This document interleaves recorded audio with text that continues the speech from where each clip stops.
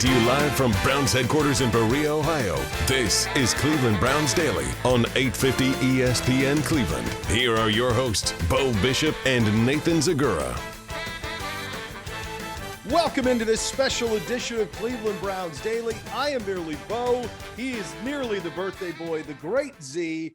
Welcome into another special edition. And today, my friend, part two of our look back at free agency. Luminaries joining the program today, as well as big luminaries as you get. Going to be a fun couple hours, my friend.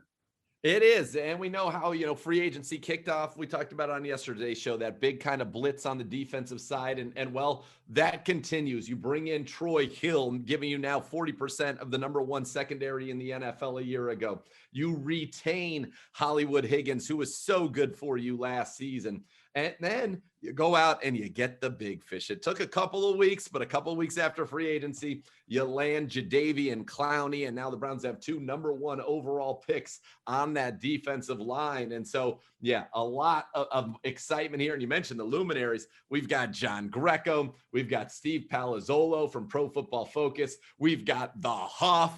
And then we've got your coach of the year, Kevin Stefanski. Yeah, and it's interesting. You mentioned this with Clowney. It took a couple of months, took a couple of years, because he has been in pursuit of Jadeveon Clowney. Andrew Berry's been in pursuit of Jadeveon Clowney for a long time. One of the things that I remember upon his signing was, there was a lot of, he doesn't produce sacks and all of these things and opposite Miles. But at the beginning, there wasn't a whole lot of conversation of, he's going to play next to Miles a lot in rush situations. And he's one of the best run-stopping defensive ends in the league. He's also an incredible guy at pressure rate. So what you're getting in him, it went from almost like he was maybe overvalued by some to underappreciated by some. And we saw it all play out in free agency. Totally. And Joe Woods has a great plan for him. That's one of the things that Clowney liked, the plan that they have for him on defense. And Andrew Berry, relentless in his pursuit. You'll hear that in the interview, that AB made this happen. Yeah, going to be a fun show. So you'll hear from Coach, you'll hear from Hollywood Higgins, Jadeveon Clowney, Troy Hill, Steve Palazzolo, the Hoff. Going to have a lot of fun on the program today. Those are your OBM hot topics. Ohio Business Machine, preferred copier provider of your Cleveland Browns. They have all the X's and O's for your office. Call 216-485-2000 or visit ohiobusinessmachines.com. Off and running here. You listen to Cleveland Browns Daily on 850 ESPN Cleveland. Cleveland Browns Daily on 850 ESPN Cleveland. Welcome back into this special edition of Cleveland Browns Daily. Obsessing over something like football can be a problem, but if you're obsessing over gambling, it can be dangerous. Do something to take your mind off. And if you want some tips on what that could be, go to keepitfunohio.com for great ways to keep gambling fun. And now here's Nathan's conversation with our head coach, Kevin Stefanski, early on in free agency. Very happy now to be joined by the head coach of your Cleveland Browns, Kevin Stefanski. And Coach, here we are, basically a week later from the start of free agency, and you've got an entirely new defensive unit. Obviously, that seemed to be the plan. You guys always have them, but what was the approach to this free agency period for you? Yeah, the approach, as you know, with Andrew and his staff is we got to get better. Let's find a way to get better. So they identified some guys, particularly on the defensive side, like you mentioned, that we felt could come in here and really help us. I think it's headlined by John Johnson and what he brings to this group, to the defense, to the defensive back room, to the team. I think that's going to be an impactful addition to our group. But bottom line is Andrew and his staff, they'll look under every rock. They'll check everything out and try and see what makes sense for the Cleveland Browns. And I think they identified a bunch of guys and followed through with their plan. Let's start with John Johnson. What do you envision him bringing to the Browns? Yeah, really excited about his skill set. I think, the word versatility gets thrown around a lot, and I think he's the guy. He's the guy that plays in the post. He plays down by the line of scrimmage, in the box, over the slot. You see him showing up in different areas. You see him making plays on the ball. He tackles well. So he does really everything well. He's not he's not that sexy name, right, with John Johnson. But listen, the guy's a player. He's a baller, and that's where we're excited to have him. Yeah, when I talked to him, I felt his confidence, and you knew that this was a guy that believed in his abilities. He said something interesting, too. I asked him about calling plays, and because, typically you see that as a linebacker. And he said, well, I don't ever come off the field, so they knew I was going to be on the field, and he relished that. And it kind of made me think, that makes a lot of sense if you have a guy who's going to play every defensive snap to put the dot on his helmet. No doubt. And you talk about the dot on the helmet. A lot of times it is that Mike linebacker. And we'll talk through what that's going to be for us. But I just know that guy is staring into the eyeballs of his defense, and he's relaying that call. And as part of relaying that call, and we talk about this in the quarterback room, and when you're in that huddle and you're making eye contact, you're selling that call to your team. So it's no small thing to be able to do that. It just goes to show you how prepared he is. It goes to show you how smart he is, that he can handle all that. And like you mentioned, they give that to a guy that's not leaving the field. So you wanted to improve the back end of the defense. You said, let's grab 40% of the starting secondary from the number one pass defense in the NFL a year ago, not just John Johnson, Troy Hill, a Youngstown kid who has the passion, obviously, for this area, and a guy, 3 defensive touchdowns last year. What did you see from him as one of the better slot corners in the league? Yeah, really excited about Troy and what he can bring to that back end. You mentioned slot corner. I think he can excel inside at that nickel. You saw it. He's competitive as all get out in coverage. He can run fit. He can blitz, and he can play outside. It's not one of those guys where, well, he could do this, but we don't really want him to do this. He really can do both. He's a guy that can play inside or out. We're excited about that versatility in that we can have him do either, but seeing him inside and be really, really competitive in the pass game and being a complete nickel, I thought that was something that jumped out on tape. You think about Greedy and Grant coming back, Denzel, Troy, you mentioned, John Johnson, Ronnie. It almost feels like there's 6 starters in the secondary. And so Joe Woods is going to have to get creative. And I know you as a play caller thinking about those 3 safeties out there that probably present some real challenges. Yeah, I think it's important when you're playing defense that you can be multiple. And I think you need to show different looks to an offense. If you just stay there in one look, some of these quarterbacks are so good where they can just pick you apart. So to be able to show different looks and have guys that don't always do one thing, that's where you see some of those safety positions being able to play all around, having linebackers that can walk out on the slot, having linebackers that can rush and play off the ball. So we need to obviously put guys in a role, and eventually we'll get there, but it's nice to have guys that can do a little bit of everything. All right, you mentioned linebackers, Anthony Walker Jr., impressive guy, clearly made an impact on his teammates and fits, you guys always say smart, tough, accountable. After my conversation with him, I'd say he definitely fits that mold. No doubt. This is a gym rat, son of a coach. He was the 6-year-old at football practice carrying the water bottle. So he's in love with this game. His passion for this game comes through when you talk to him, when you watch him play. He's a really skilled player. I mean, he can run and hit. And I think obviously in our system, we value guys that can really run. And then all those other things that he brings to the table with the intangibles and being a great teammate, that's no small part of this. We value that, like you said. All right, and then all 3 levels of the defense. Let's go to the line now. It starts with Takk McKinley. And Coach, I got to tell you, I've got an opportunity to talk to a lot of guys when they come in, and a lot of guys can say the right things. I just felt something from him that was very palpable to me. And you see the tape, incredibly talented. Maybe it got awry. Maybe he took it for granted, as he said. But boy, that's a pretty high upside, very low risk maneuver, bringing in a guy like Takk McKinley opposite Miles. Yeah, Takk, spending time with him and you get the feel for this guy. He's got a passion for this game, and he wants to play and he wants to contribute and he wants to compete. He's at a place in his career where we all are. We go through the trials and the tribulations, the ups and the downs, and he's had a unique start with some injury, being a little bit unlucky there with an injury. But now he comes into a situation where I'm excited for him. He gets to put his best foot forward, contribute to what we're doing, fit in this scheme. I think is really good in terms of how he comes off the edge and how relentless he is and he gets off the ball. So we're really excited. And I think this is an opportunity for him. And I've had that conversation with him, and I think he's really going to relish this opportunity. And then you bring in a guy, Malik Jackson, who was at a time certainly one of the premier interior pass rushers in the league. And I know that's something that can very be disruptive to an offense. What did you think about Malik coming in as well? Yeah, so Joe Woods has a history with Malik in Denver. Andrew Berry has a history with Malik in Philadelphia. So we know Malik well as a person and as a player. And what you're getting in the player is somebody that can line up across the front. I mean, he's played in a 2-eye technique. He's played in the 3. He's played in the 5. He can play defensive end. So we feel strongly that he's a chess piece for Joe and the defensive staff to move him around based on the fronts that we're playing. And again, that fit in terms of style, he gets off the ball. He's a relentless player as he comes off with his long arms and can make plays in the run and the pass. So I think he brings another element to our front. And then not to mention a veteran presence, a guy that's kind of done it and can show the young guys the way.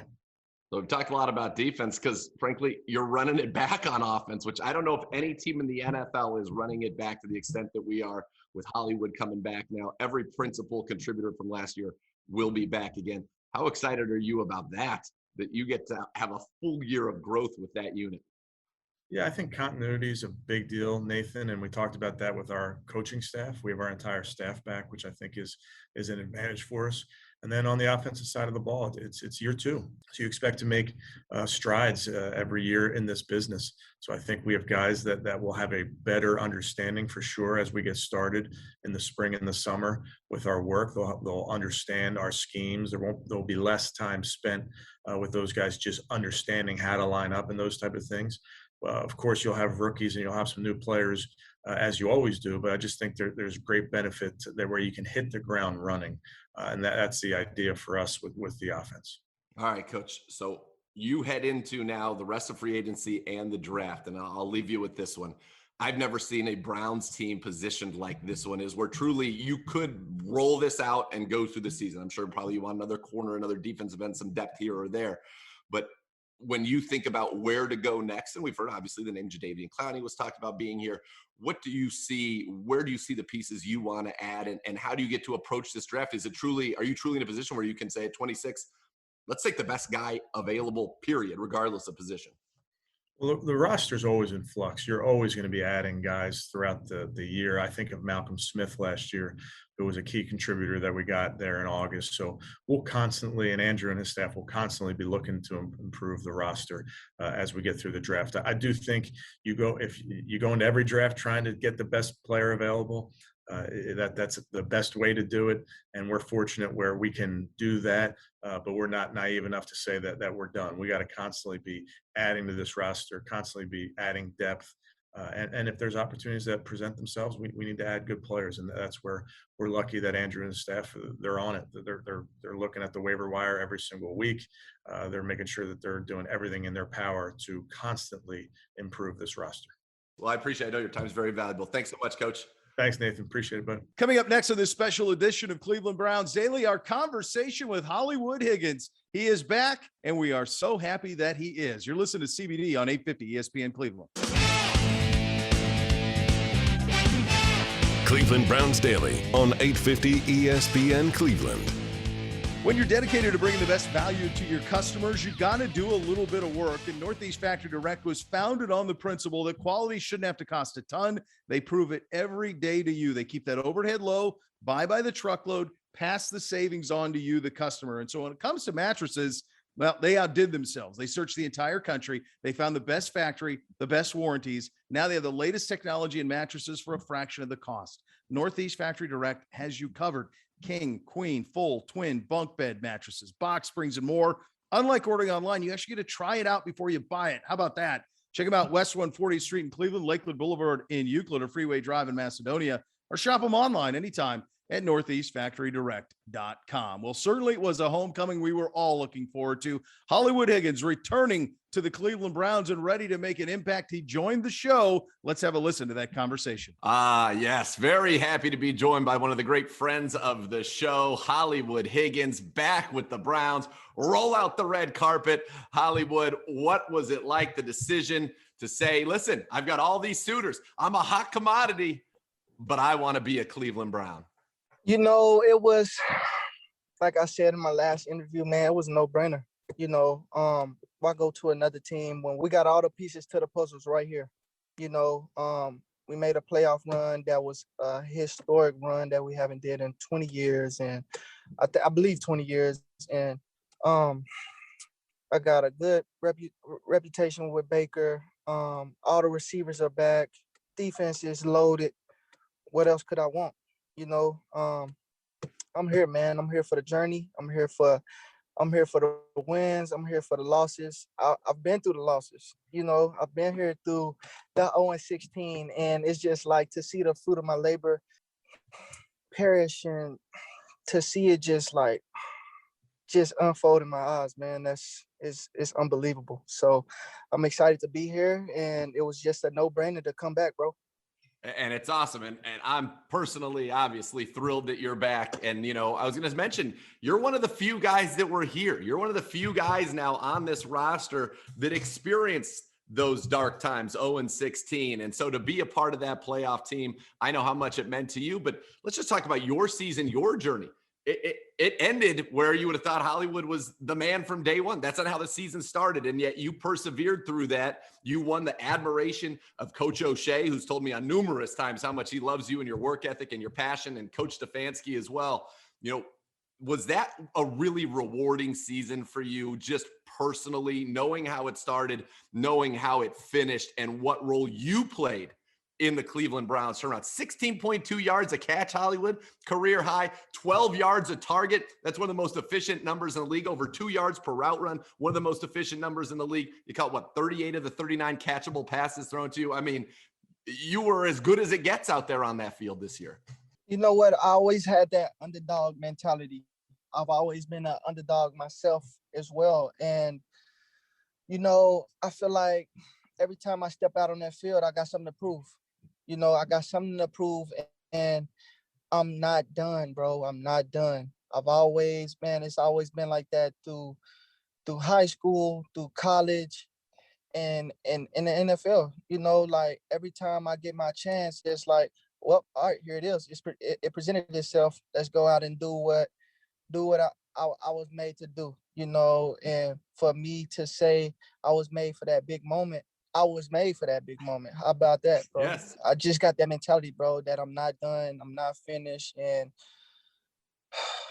there's so much more for me still left out to show the world. And you know, you think about big moments, and I can think of so many big moments that involved you, but I'll go back to, you know, week 7, Cincinnati. You guys get the ball back down, you know, needing a touchdown, 1:20, no timeouts. You made 2 huge catches. DPJ gets the touchdown, but you on the second and third plays of that drive, monster catches. And I look back at that drive personally. I mean, I was so emotional after that because it felt like a real turning point. And I think for you, it was a kind of a turning point because from that moment on, you just absolutely took off. But when you go back and think about that drive and those catches that you made and just kind of what kickstarted from that point forward, especially for the passing offense, did you also feel like that was kind of a turning point for not only the team, the offense, but for you as well? Yeah, most definitely. You know, it sucks and that was the game Odell went down. It Right. sucks for one of your teammates to go down, but it's just like Chad O'Shea, he did a hell of a job of making sure each receiver, whenever we're out there, we know what to do, and we do it at a high level, you know. And it's so ironic, man, and it was tragic that O went down for the season, and I had to step in and I had to fill in his shoes. You know, he does a hell of a job. He's a star player for us. Yeah. I had to fill in those shoes, and I did. I got the job done. Let's just say that. I got the job done, and that's what was expected of me, and that's what the staff expected of me as well. So, it wasn't nothing phenomenal that I had to do. You know, I just do what I've been doing for the past, let's say, 14 years of my life. Just play football, bro. Yeah. And that's what I was out there doing, bro. Just playing football and having fun. So that's all it is at the end of the day. And like you said, bro, whenever the ball come to me, I make the plays. So that's what I was doing.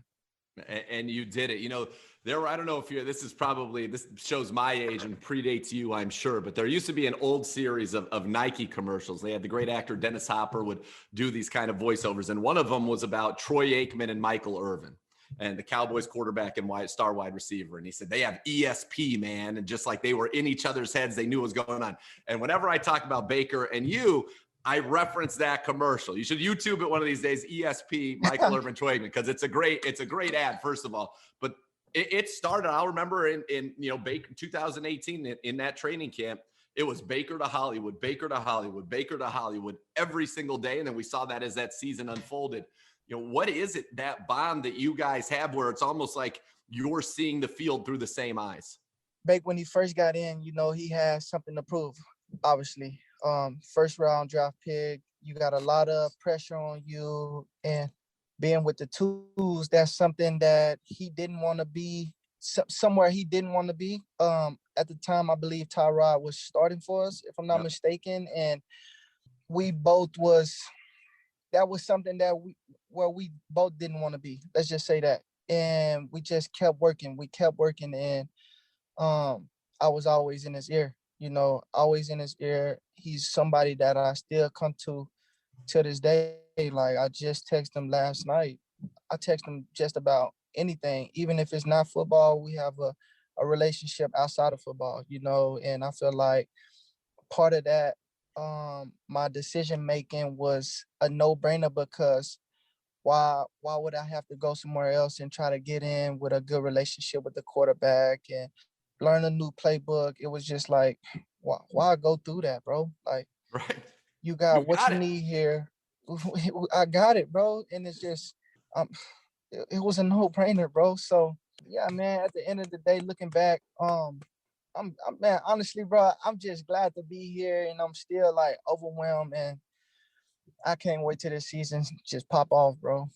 I wish people could see this, since this is just going to be on radio, but I wish they could see your smile. I could feel it through the Zoom, just like how happy and emotional you are. And I mean, you talk about that relationship with Baker. You basically announced you were coming back to the Browns by tweeting you and Baker having a back and forth on Twitter. That's when all of a sudden everybody's going nuts. Like, oh, it's happening. Roll out the red carpet. Let's go. Yeah. Baker, honestly, Baker knew like 2 days before I even announced it. I was like, Baker, I'm gonna do it. How you think we should do it? He was like, you come up with something and I'm gonna be all for it. He said, how you feel about if I tweet you? I said, man, let's do it, bro. He tweeted me. I said, let's run it back. Let's run it back. Yes. Run it back, man. Here I am. And by the way, that's exactly what you guys are doing on offense. I mean, you go room to room to room to room.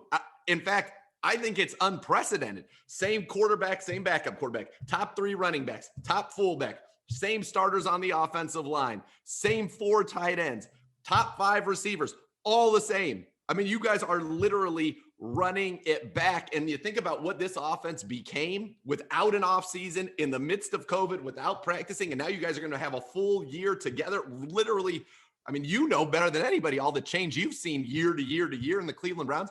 To run back your entire offense is crazy. And it's got to be exciting.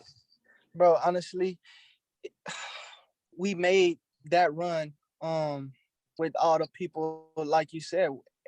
Everybody is coming back, and there's no reason I feel like we shouldn't go even further this year.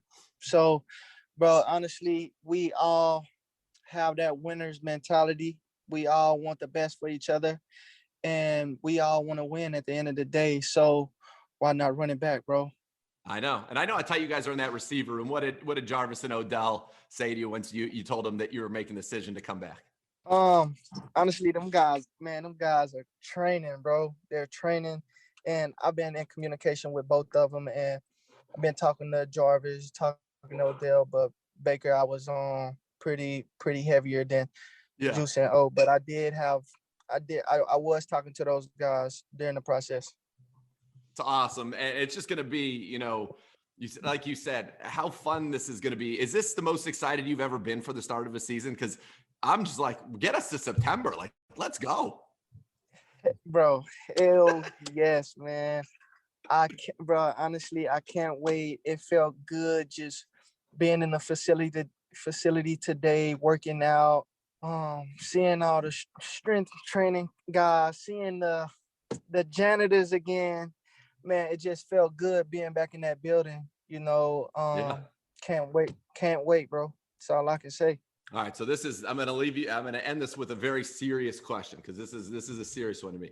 Is it possible to top the red carpet celebration that we saw in Tennessee this year? Or is that as good as it can possibly be? I know that we want more, but there was something special about the play, the catch, the walk, and then the slide from your quarterback. Man, you know what? I don't know if Baker is still that athletic, bro. Because of the offseason. He may have peaked right there. Yeah, man. He might have been at his peak, bro. Honestly, probably the only thing that can top that is if one of the guys go get a real camera from one of the photographers on the side or something, bro. So I don't know, man. I guess we'll see. And I have to take one of the fines for the guys, like I don't know, bro. Let's see what we can do though.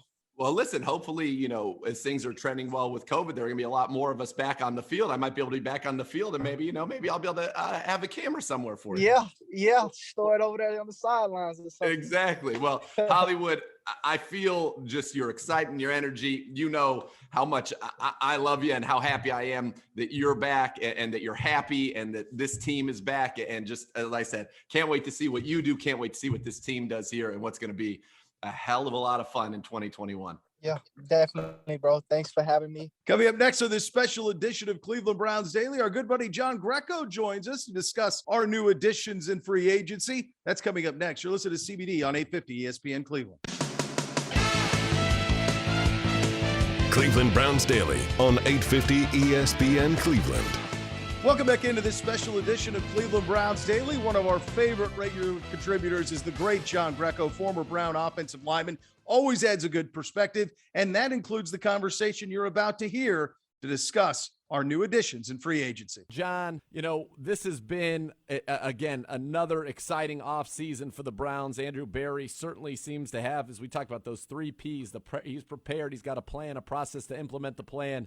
What have you thought so far about the moves that have been made to really fortify this defense? Guys, I've been extremely impressed, beyond impressed. And, all Andrew Berry and his team have done is everything that they're known for. Just like you said, calculated decision-making, things that are smart, not gambling too much, taking a little bit of a risk, but, shoring up some definite holes and some deficiencies on defense. And we'll start off with John Johnson.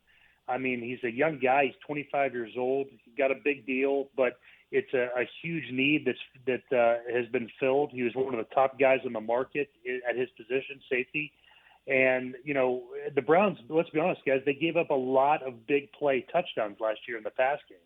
So yep. John Johnson should help shore that up. And with his cover skills and the fact that the defense is featuring a lot of that 4-2-5 style defense with a lot of, smaller cover guys.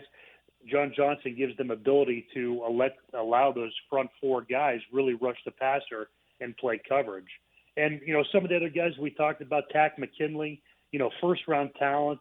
I know he's had some injury troubles in the recent years, but if he can stay healthy, he could be a great complementary edge rusher to Myles Garrett. And whether the Browns pursue another edge rusher in free agency or if they try to address that in the draft remains to be seen. So, I like that without giving up, huge amount of capital and resources. They get a guy that's a first-round talent. And, sure. You keep going. You talk about a guy like Troy Hill at corner. And, we're with Greedy Williams missing 2020 with a shoulder injury, who knows how he's going to be able to come back and if he has any setbacks. All Troy Hill does is provide depth and an option at potentially the nickel position, that slot corner role with what we talked about with Joe Woods being in that 4-2-5 nickel alignment. So guys, in that third level, I like all the moves. And we can kind of keep talking down the line with Anthony Walker, with Malik Jackson, a guy that I played against who's, has Pro Bowl caliber play in him. He's coming off an injury, but he should provide good competition and depth at a position where, you have a guy like Andrew Billings that was opted out of 2020 and, to maybe fill a void in the now gone Larry Ogunjobi. So it's an exciting time, guys. Hopefully you can sense the excitement in my voice. I can, and we'll get to Malik Jackson because I wanted to ask you about him in a second since you have played against him. But I wanted to share with you, I don't know if you heard this from my interview with John Johnson, and I shared this quote with Joe Thomas, and his reaction was just to laugh out loud, and I'll be curious to see what your reaction is to it. But when I was interviewing John Johnson III, I was talking to him about the reports that he was offered more money, significantly more money elsewhere, and turned it down to join the Cleveland Browns. And he confirmed that was true. And in the back of my mind, I was thinking, typically it's the other way, right? The Browns could be left where somebody refuses more money from the Browns to go play somewhere else, et cetera. And what he said to me was, I can make money from marketing or this, that, but he goes, why would I chase a few dollars and miss out on the opportunity of a lifetime to play for the Cleveland Browns? And I just said, let me stop you right there, John Johnson III. I've been doing this a long time with this organization. You're a premier free agent. That wasn't the narrative, and it gave me goosebumps hearing it. But when you hear that one of the top free agents in the NFL called playing for the Browns an opportunity of a lifetime and turned down more money to do it, what does that say to you? I mean, that's exciting, and that just kind of makes me so much happier, and I like the guy even more without even meeting him. And that was the goal. That was the goal. You're trying to build something. That's what this coaching staff, that's what this ownership and front office have been trying to do for all these years. Make this organization, make the city, make this team an attractive place and a landing spot for premier free agents. And you want to bring guys in that want to, A, make a lot of money, and B, compete and win a Super Bowl. And this team, it was in the playoffs last season. Their stock and their everything's pointing up for this team. They have a lot of returning players, a lot of returning starters. They're only going to get better. They've only done that through free agency, and they still have the draft to come. So I'm interested to see what the powers to be have in mind and have planned for this draft. But Nate, that's such an exciting thing to hear. And we've had conversations in my time spent with the Browns and since I've departed, and since you started covering the Browns and working with them, how many times are we sitting in this position talking about what quarterback are we going to bring in? Who are we going to sign? Where do we start? Where do we even begin? And now look at us. We're talking about bringing in high-priced talent, high-caliber players to plug little holes here and there that are going to make this team that much better. It's like that Paul Rudd video. Who thought we'd be here? Not me. Exactly. Not me. Exactly. But here we are, and it was funny. Yesterday during the show, you had the pro days, the competing pro days of Mac Jones and Justin Fields, and in the past we would have been breaking down every throw and glued to it. The draft was a time where we were looking for salvation. We were looking for that savior for our franchise, and once you even got Baker, it was, okay, now we're looking for an instant day one starter and contributor. And with what we've done just in free agency, you have a perfectly good starting lineup. Sure, we'll talk about where we still want to add some pieces, but this is a totally different – and we're picking 26th. So we're picking 26th in the draft. So, yeah, a totally just different feel for this time of year and an exciting feel. Yeah, absolutely. And, like all those things we just talked about, the pro days, it's exciting, without the combine this year. I was excited for these kids because they're at home, they're at their facility, they're on their field, they're in front of their coaches and personnel people and with their players, and they're just playing ball. So I think that's what got everybody excited. You saw these guys, like you talked about Justin Fields and Mac Jones and some of these quarterbacks that, this is a quarterback heavy draft, and we've been in this situation, and it's like, who do you pick? You don't want to miss, you don't want to stretch for a guy that you fall in love with. So it's nice to be in the situation we're at 26, because you could still get high value there and a day one starter, and hopefully a guy that can play here for the next 8 to 10 years. You're right about that. Talking with Browns analyst and former Browns offensive lineman John Greco. So, John, you played against, obviously, Malik Jackson, as you mentioned earlier.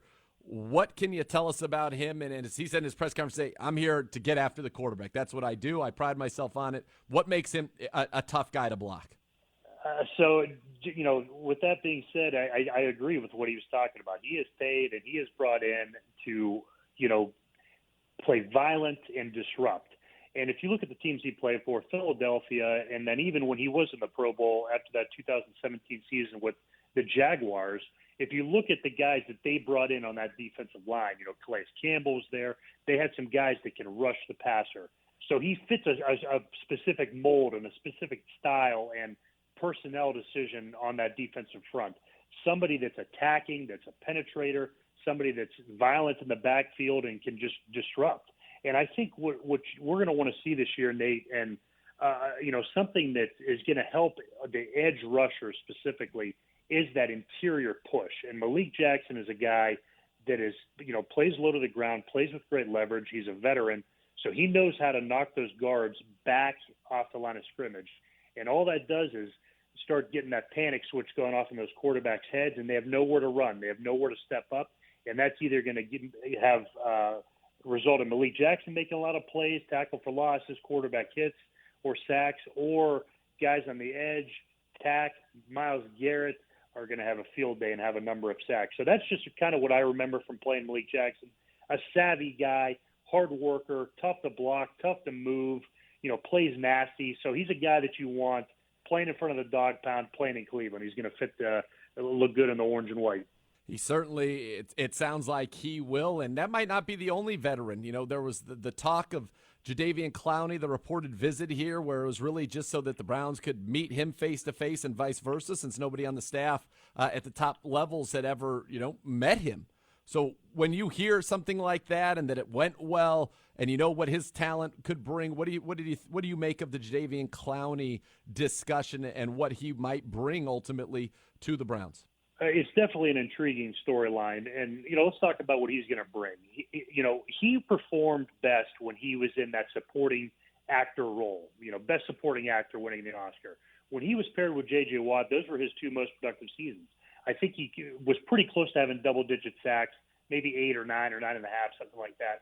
But that's what he is. If he can, if you can pair him on the other side of a premier number one edge rusher, and he could just be the guy that's going to beat maybe the right tackle or the left tackle and not have the constant extra set of eyes and double teams on him, he can cause a lot of problems and get a lot of sacks. So I think that's an intriguing thing.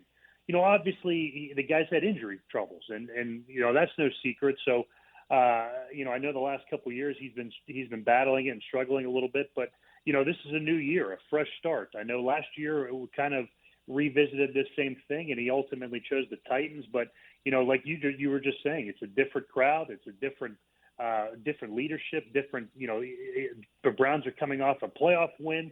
So maybe he's thinking, like we were talking about John Johnson III. Maybe he's thinking, this is my chance. This is a good opportunity. Yeah. And if the dollars look and sound right, I like it. If he could stay healthy, that's for sure. Yeah. And I think, if I'm just going to put myself in the mind of Jadeveon Clowney, I'm thinking that we know the cap's low, right, this year as a player. And maybe tell me if I've got this right from a player perspective of a guy like Jadeveon Clowney. Why don't I go sign a one-year deal, play opposite Myles Garrett, and then next year when the media deal kicks in and all of this stuff kicks in and the salary cap makes a massive jump, this is having a good 1 year is probably my best chance to collect one more big payday on the open market. And what better place to do it than working opposite Myles Garrett, where I know I'm not going to get double teamed very often. Well, that's exactly, what I was kind of alluding to, and that's a good way to put it. I'd be thinking the same thing. I say, hey, listen, I'm going to go to a place where I'm going to make some good money. Like you said, 1 year, it's kind of a dress rehearsal. This is going to be my opportunity to make a lot of plays. I don't have to be the premier guy, the featured guy, the guy that has the weight of the world on my shoulders. I can go across from Myles Garrett, line up. You have to assume that the Browns are going to be leading a lot of games, so they're going to be seeing a lot of passing plays. And in this division especially, you look at Pittsburgh last year, they hardly ran the ball. Baltimore, they're still going to run the ball, but, you're going to have young Joe Burrow in Cincinnati, who I would assume they're going to kind of light it up. And then that's not to mention all the other games that they're playing. So these guys are going to have opportunities to rush the passer, and the Browns are going to be leading games and leading late and winning games. So these guys are going to have a chance to pin their ears back. And if I'm a guy like Jadeveon Clowney or one of these other free agent or for that matter, rookie or young guys, they know this is an opportunity to come in here and make an impact and make a statement. From an offensive line standpoint, and let's just go, we're going to stick with this hypothetical for a second, but the Browns like to do what they call the NASCAR package, 3 defensive ends in obvious passing situations. And if you were to have Miles and a Clowney or somebody like that, an Aldon Smith with McKinley and Malik Jackson on the field together, what and how does that really stress an offensive line? And for you, a guard, when all of a sudden, you have a Miles or a Clowney or a Takk McKinley lining up over you? Well, I can tell you this for sure. As a guard and you see Myles Garrett lining over you, you're in a panic situation. You're thinking to yourself, why in the hell is this guy not over one of the tackles? But I like how these defenses are starting to do that. And when they go kind of quote unquote small, when they put 4 defensive ends in, and then you also have linebackers in the mix when they're walking down toward the line of scrimmage, that is a logistical nightmare for centers. And having to ID the protections and get everyone on the same page, especially on the road, especially in Cleveland Brown Stadium, when it's, getting cold late in the season, the wind's whipping, and that crowd is going nuts. So I like that. I like those packages. It's a good changeup. It gives the opposing offenses something that they have to work extra on throughout the week of preparation, and then that keeps their coaches up late at night stressing out about it. And as far as, like I was saying, guard and center, you don't want to see those pass rushers inside. You want to see those big slugs that are only going to try to run through you. So I like it. I like mixing it up. I like getting linebackers, safeties nosing their way around the line of scrimmage, and let's see how exotic we can be around the line of scrimmage on some of these packages. It's going to be fun to see, and this defense, as we said, that's where a lot of the the looks have gone, and I think we agree we still need somebody in that defensive end room to supplement with McKinley and Garrett and the young guys Porter Gus and Curtis Weaver, and then probably another corner. But I want to flip it over here, John, to the offensive side of the ball and ask, have you ever been a part of a team that is running it back? I mean, the Browns' top 5 receivers are all back. Top 3 running backs are all back. Top 2 quarterbacks are back. All 4 tight ends are back. Your top 7 offensive linemen from a year ago are back. Kendall Lamb being your second swing tackle behind Chris Hubbard. He's the only departure. Running it back. Same coaching staff. Running it back. Have you ever been a part of anything like that? Absolutely not. And that's why I'm so excited about it, because I think what you saw, and we talked about it. You and I talked every week, on the show. And sure. I think what you saw, especially out of Baker Mayfield and his maturity and his development right after the bye week, now we could do this because it's the offseason. We could talk about things like this. Without them having OTAs, all of the offseason stuff, I think they did, click and start gelling a little bit later in the season. Now, fortunately for them, they didn't make any excuses. They handled their business, and they made the playoffs. So now they're going to have all those opportunities to get that kind of live action, that full speed action in the summer, like you typically would in an NFL offseason. So having that group back together, they're hearing the same things over and over and over and over for a second time now this offseason. Any uncertainty or anything that was causing them to play with any hesitation is completely gone at this point. The route runners understand and hear things a little bit clearer, and they know how, from experience, I broke this route off a yard sooner, or I could do this time, or I can hold on to this route a little bit longer. Same with offensive linemen. We can communicate a little bit more about this. This is something that we need to work on. So all of those things they're drawing from experience is going to help them improve that much more. And I think you're going to see an offense that's going to come out of the gates firing on all cylinders, almost like they're an extension of this past season. So I'm excited about it. I think Baker Mayfield's primed for a huge season, potential Pro Bowl season. And you have Odell coming back, Rashard Higgins, who I was thrilled to hear re-sign, and obviously Jarvis and the young tight ends and the talent that they brought in there. So it's an exciting time. And I don't even mention about the offensive line because we all know how talented they are. But I'm excited. And then the running back. So Nate, we could talk about it all day. It's a nice luxury to have. It is, and from 2014, just the specificity that a lot of this offense requires, especially of the linemen and of the tight ends who are asked to do so much, be a part of every blocking scheme, run and pass, and also get out in the routes, that those reps, as you talked about, and having that comfort and that familiarity, and taking the thought out of it, right? You know what it is, and of course there's going to be evolution. We know Kevin Stefanski is always looking to evolve and get better, but it feels like for the first time in a long time, and I was thinking about this in my time here, my first year was 2013, we never had the same offensive and defensive coordinators consecutive seasons, which is crazy. You're absolutely right. And when hearing you say that and repeating it is just mind blowing, Right. And now we're to the point where, look, I'm excited because let me kind of paint a mental picture. So the offenses is going to be, they're the group to knock off this year. I'm talking inner squad, and I'm talking through camp and all the competitions with Browns on Browns. The defense knows that they had some work to do this off season, and coming together, they're going to have a chip on their shoulder. Myles Garrett's going to be out there with like a man on a mission and have something to prove. The secondary, all of these pieces, they're going to want to be the reason that people are talking about why the Browns are winning. No longer, it's the offense, it's the quarterback play, it's the running backs, it's the line. The defense is going to want to be talked about, and they played well at times last season with creating a lot of turnovers, like we talked about, winning that turnover margin. Yep. But I guarantee you that the level of competition and the tenacity and everything that's going to happen behind the scenes that you're going to get a chance to see at practice and throughout camp is it's something I don't want to be a part of, because I know how physical it is, the competition. It's going to be violent. There's going to be fighting, but I think that's going to make this team as a whole that much better. And I'm excited about it. Coming up at the top of the hour, a conversation you cannot wait to hear. Nathan's exclusive one-on-one interview with Jadeveon Clowney. You're listening to Cleveland Browns Daily on 850 ESPN Cleveland.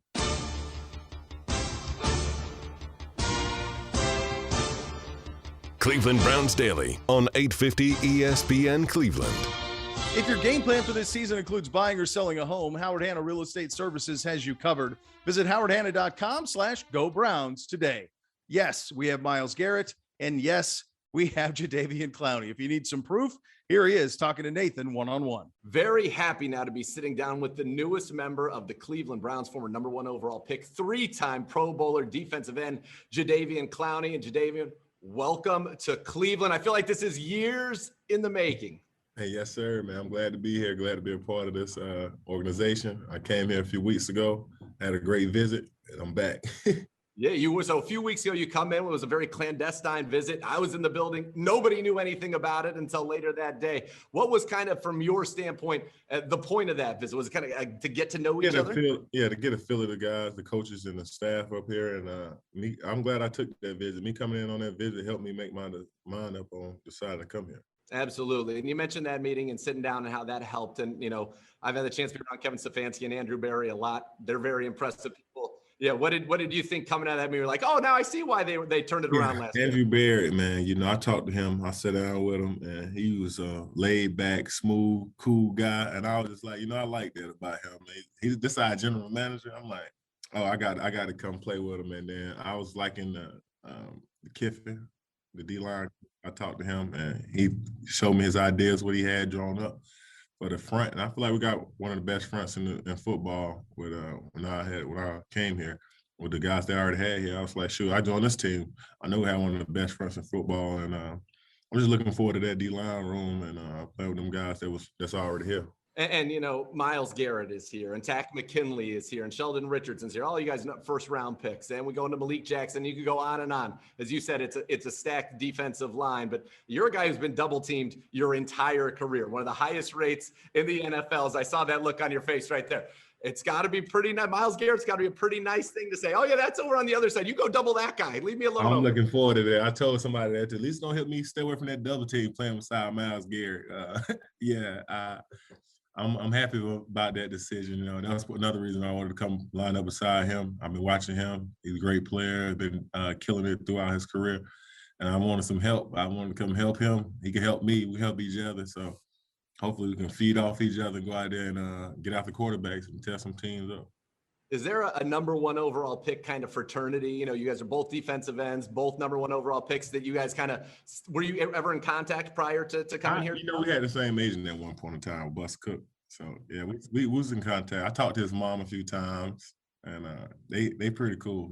I'm a fan of his mom. His mom is a nice lady. She's funny. She have a good time.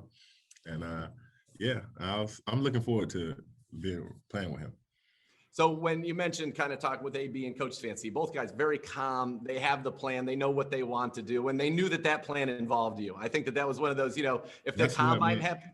That's what made me excited about coming in, because they involved me in the plan. It was already, we need you to be part of this plan. So then they said that to me. I was like, shoot, at least they want me, they want me on this thing and be a part of it. So I was like, so I'm gonna go somewhere I want it, and somebody want to take care of me and look out for my best interests, and try to build something special, and I want to be a part of that. And certainly we are very happy to have you be a part of that. And you mentioned the fronts, and, looking through your career, one of the things I noticed is, you haven't done it a lot, but when you kick inside, you're pretty nasty. And I was just happened to be reading before we sat down here and talked the press release, and they already mentioned maybe, some 3 techniques, stuff like that. And you think about Miles on one side, you may be next to him, for crying out loud, Tack on the other side. That's got to be a lot of fun. Yeah, that's a special thing about having a group of guys that can rush anywhere in the front. You can just flip guys anywhere and get out the quarterback. So I think the defense coordinator have a fun job this year, trying to get a lot of matchups and just switching us up. And guys won't know where we're gonna line up when you got a group of guys that can go anywhere and get out to the quarterback. That's gonna be a fun thing. Just looking forward to that, and seeing what they got game plan wise. You just look forward to each week and going out there to dominate. Absolutely. And I'm sure you felt the love as soon as Jadeveon Clowney and the Browns were linked. Social media is ablaze. Browns fans, very passionate. It's kind of like a collegiate fan base in that sense. Going back to your college days in South Carolina, it has that vibe where this is what this town is about. Have you felt that love so far? Yes, sir. They love their football out here. I can tell you that. This might be one of the biggest fan base I've played for. Out of this team in Seattle, they don't get no bigger than this. As they fans, they love their team. So, I'm just coming out here to play for the dog pound, and them fans that's out there cheering in this cold, just try to give them something to cheer for and come out here and compete every week. How are you feeling physically? I feel great. I'm looking forward to it, man. When I pulled out last year, had the surgery I did, I think it was the best for my career for what I got going on in the future. It was best for me to go ahead and get that taken care of and get back on the right track. So I'm looking forward to this season, and I think it's going to be a great one for me. I put a lot of work in. I'm still working. Got a lot more to do, but I think it's going to lead to great things for me down the road. I don't know if you saw Baker Mayfield's his birthday today, and he tweeted out after it was announced that you signed with the team that pretty darn good birthday present. Bring in. I gotta tell him happy birthday, buddy. Yes, I'm indeed. Tell him after this, happy birthday, Baker Mayfield.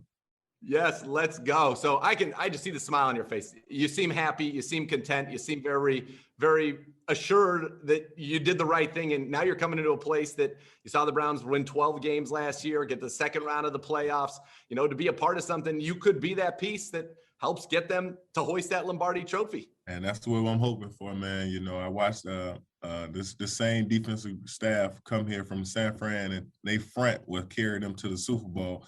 And hopefully we can come and do that here in Cleveland. And that's what I'm coming to help try to do. And when you think about it, it goes hand in hand, right? The front and the back end of the defense. Sometimes the front helps the back end, and sometimes the back end can help the front. And, you bring in John Johnson and Troy Hill, and you got Denzel and Greedy and Grant. When you have both of those things, is that when a defense really can just become dominant? Yeah, it's when it's special, man. You fly around, you having fun. Nobody's just pointing their fingers, and you just flying around, and nobody even getting tired during that time during the game because you're having so much fun. I'd have been on defense like, we ain't tired. We just having so much fun. We getting out the guys and breaking their will. When you can break a team's will and you can just hold them down, that's a great feeling. And I just feel like with me joining this team and the guys around here, we can do that. We can do something special in this upcoming season, and I hope we can go ahead and do that.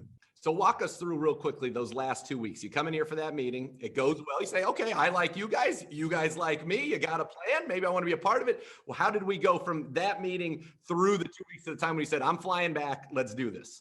It was Andrew Berry stayed in, and, he told me, I wanted you last year. I want you again this year.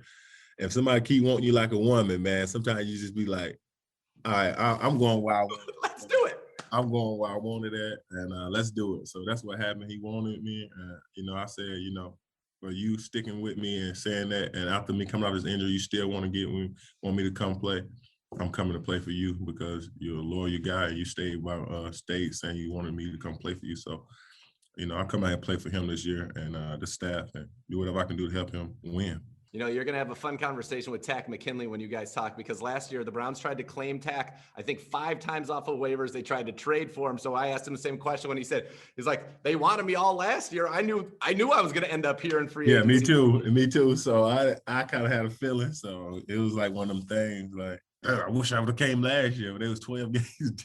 But, everything happened for a reason. And I think I'm here at the right time. I think this was all about timing, and everything is going to pan out like it's supposed to. Jadeveon, this has been great. Welcome to the Browns, and you'll see, you're going to feel a lot of love from this city. We're excited, and can't wait to see you get in here and get to work. Yes, sir. Thank you for having me, man. Good to talk to you. Coming up next in this special edition of Cleveland Browns Daily, we chat with Troy Hill, one of the best slot corners in all of the NFL. That's coming up next. You're listening to CBD on 850 ESPN Cleveland.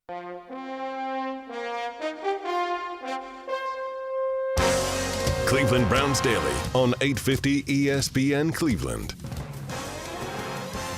Welcome back into this special edition of Cleveland Browns Daily. And while we lost Money Mitch, we gained his former college teammate. And as you're about to hear, there is a striking resemblance. We are thrilled to have Troy Hill on the program. New cornerback, of course, formerly of the Rams, the Oregon Ducks, and right here, Ohio native. Troy, thanks so much for taking the time. Nathan and I were talking before you hopped on, and it's great to get a chance to talk to you. One of our favorite guys and one of the real regulars of the show in recent years was Terrence Money Mitchell. He was our guy.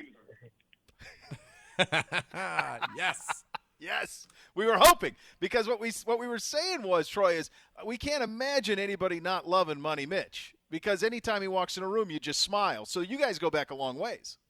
Yeah, definitely go back a long way. I remember we came in the same year at Oregon too.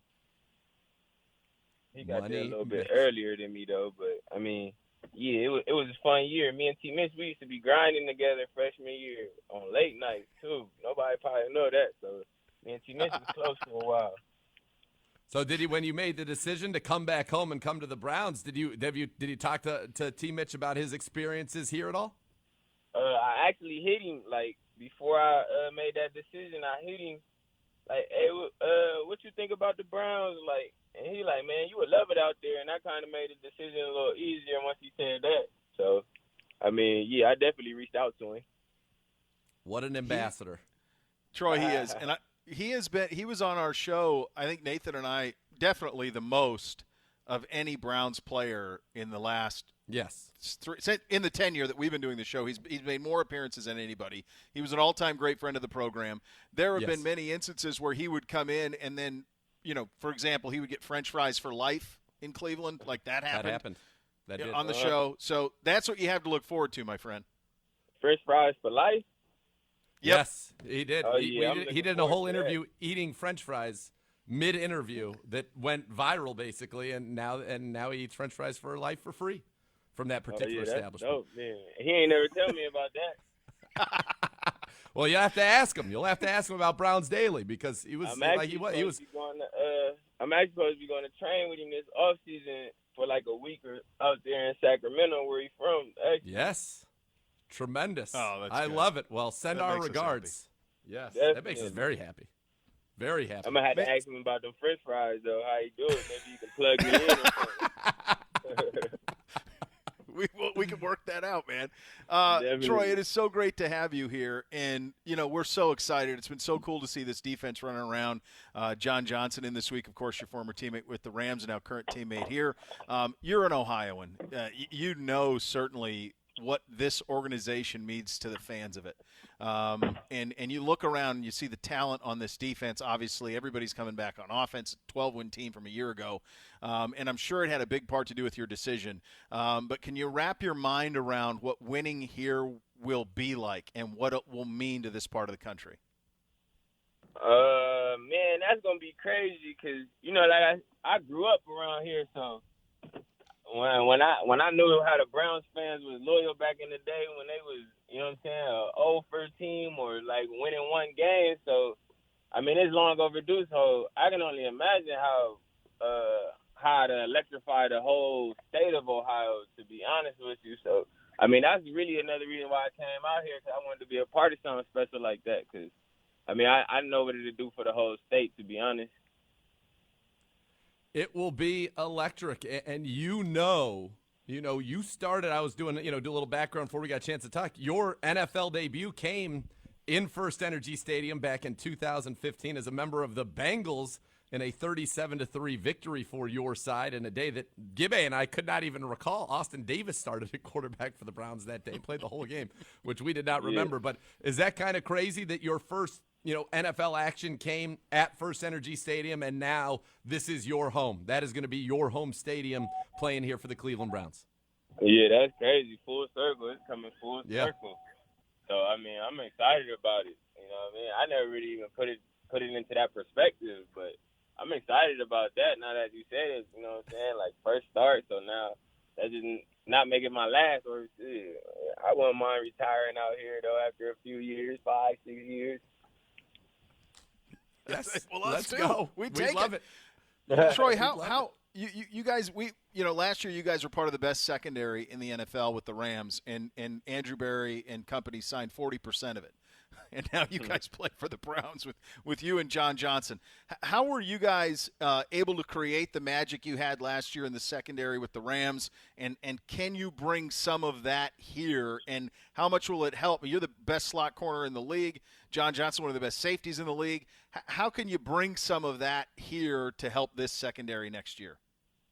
Man, we just going to have to put the work in every day. You know what I'm saying? That's what it really came down to. And back in L.A., ain't nobody really had that much pride into where it was like, oh, yeah, everybody wanted to see everybody win type of thing. Like, everybody was rooting for each other and type of things like that. So that chemistry going to be a big part in creating that secondary and just having everybody on the same page and communication and things like that. And, like not overlooking the little things is going to be big. So, I mean, that's what I feel like brought a lot of success to us. And, you know what I'm saying, like I said, we all wanted to win and do something good. So, I mean, putting that pride to the side and being able to, like, do the bigger things for the team is going to be the key. And, I mean, I feel like we got the talent from top of the roster to the bottom of the roster just out there watching it every day in practice. You know, this is my first time really getting with them this week. And, I mean, we just got to keep putting the work in and learning from each other and just keep on having fun with it, too. That's probably going to be the biggest thing, just have fun with it, too. And there's a lot of talent in this back end of this defense, a lot of great coaches as well. Jeff Howard, Brandon Lynch, and Joe Woods, who's the defense coordinator, kind of made his mark as a DB coach in Denver before making the move to defensive coordinator and then DB coach with the Niners and before coming here. When you look at this defense and that group, you know, how do you feel the talent around when you look around at Denzel and John Johnson and Greedy and Craig Newsome and Grant Delpit and Ronnie? Does it feel like a pretty loaded secondary to you? Yeah, it definitely feels like a pretty loaded. Like I said, it's from top to bottom, even the reserves. So, like, I mean, it's going to be iron sharpening iron every day because we're going to have to come out there and compete and try to be the best us every day. So, I mean, I'm looking forward to that, and I'm looking forward to watching, because I'm kind of like the oldest one out there, so I'm looking forward to watching these young players grow and keep on going and watching Denzel have his success that he's been having. So I'm looking forward to it, and, you know what I'm saying, hopefully I can be a helping hand in some of that way. Me and JJ, like, because we come from some experience and stuff like that. So, I mean, it's going to be fun. Do you is that one of the reasons, getting that chemistry, getting to be around the guys, that one of the reasons that you and John decided to come in this week and get, a little time on the field with your secondary prior to the mandatory minicamp? Is that one of the reasons it was important to you? I mean, yeah, and just being able to get back out there, I kind of was just missing football too. I mean, it's cool being able to work out and things like that, but just missing football in general, I felt like it was kind of getting a little, you know what I'm saying, slow motion for me in a way. Like, it was cool being at home, but not being able to be around that, like, that chemistry and, like you say, like, being around the guys, I mean, obviously, but just football as a whole, I felt like. Troy Hill, our guest, New Browns corner, formerly of the Rams, of course, Ohio native. Troy, I want to ask you about Aaron Donald in the respect of Miles is certainly somebody who aspires to get to that level, and you could argue that few have been at the level Aaron Donald is at. In watching him through the years, and I'm just thinking this as Miles as a young player trying to get to that point, what is it that separates Aaron from everybody else? Because it seems like he has in the last 5 or 6 years just separated from everybody else. The work ethic, I say. Like, I mean, he's the best player, and the work ethic is something special to watch. And, you know, when you got a 300-pounder with abs, that says a lot. And, I mean, he got the pure talent and everything, quick on his feet, all that. But, I mean, I feel like what separated is the work ethic. I mean, I see him working so hard and things like that. So, I mean, that's what probably makes him great. It's got to be that lifestyle, that dedication to pursuing that. And, you know, you talked about last year, you guys all had the same goal, to be great. And that will be, you know, hopefully that you feel that carries over here to your time with the Browns. I do have to ask, though, was there any jealousy on the defense or the offensive side of the ball with the Rams when you finished the season with 3 touchdowns? You led the NFL in defensive touchdowns. You scored more than some of the guys on the offense on your team. Pretty incredible how that all kind of came to be for you last year. Yeah, blessing. You know, that's God, you know what I'm saying, working his magic, and a little skill from me too. But I mean, like I say, it was no jealousy. Everybody was happy, you know what I'm saying? And like, yes, it was helping us win. So I mean, at the end of the day, I mean, how could you be mad at something like that if it's helping us win in a way? So I mean, like I said, we all had the main goal was the main goal, and it wasn't no jealousy. Everybody was happy for everybody. Hey, we always having success too. Yeah, winning helps, right, man? Hey, I wanted to ask you about next week with mandatory. We'll get this offense in here. Reportedly, the entire offense will be here, and you're going to be able to, you know, it's mini camp. It's not training camp. We get it, but you'll be able to see Odell and Jarvis and Kareem and Nick Chubb and Baker and all those guys that are out there. Are you excited to kind of get everybody out on the field next week? Yeah, I mean, you know, I'm excited about that, to see what the team can be, and you know what I'm saying, being able to compete against them boys and get better every day going against them too. So I mean, I'm excited about that, because I mean, it's mini camp, but you're gonna also get a feel of what y'all can be, type of thing, like throughout the year. I mean, it's good on paper, but like, you know, we're gonna keep on working and get better every day. Well, we're certainly excited to see you get out here and get everybody on the field next week. I look forward to actually getting to meet you in person. And then when you depart and go spend some time in Sacramento, California with the great Money Mitch, obviously, please bring our regards. I know you'll have a great time. It's impossible not to around Money Mitch, but have a great time. And Troy, certainly thrilled that you're back home, back with the Browns, and excited to see what you guys can do this year. I think it's going to be a very, very fun season for Cleveland Browns football. Yes, sir. I appreciate y'all having me today. Troy, thank you so much for your time, bud. We'll look forward to seeing you in person next week, man. All right, see you next week. All right, that is Troy Hill, our new corner. And, I mean, that was great. He could be Money's brother. Totally. Totally. It's great. I mean, you get emotional. What was going on? As if God gave us a second Mitch. We've got 2 Mitches. It's amazing. Yes. It's like you lose a son and another one comes in. What a time to be alive. And I mean, to think that we were, you know, not concerned. I think we both felt very confident that once you're around Money Mitch, you can't help but have a bond. But I mean, they're going to work out together. Of course, they're boys. He called Money Mitch. You're gonna love Cleveland. Made my decision easier. Of course it did. It's awesome. Absolutely awesome. Coming up next in this special edition of Cleveland Browns Daily, PFF Steve Palazzolo joins us. Let's just say he likes what we did this offseason. It's coming up next. You're listening to CBD on 850 ESPN Cleveland. Cleveland Browns Daily on 850 ESPN Cleveland.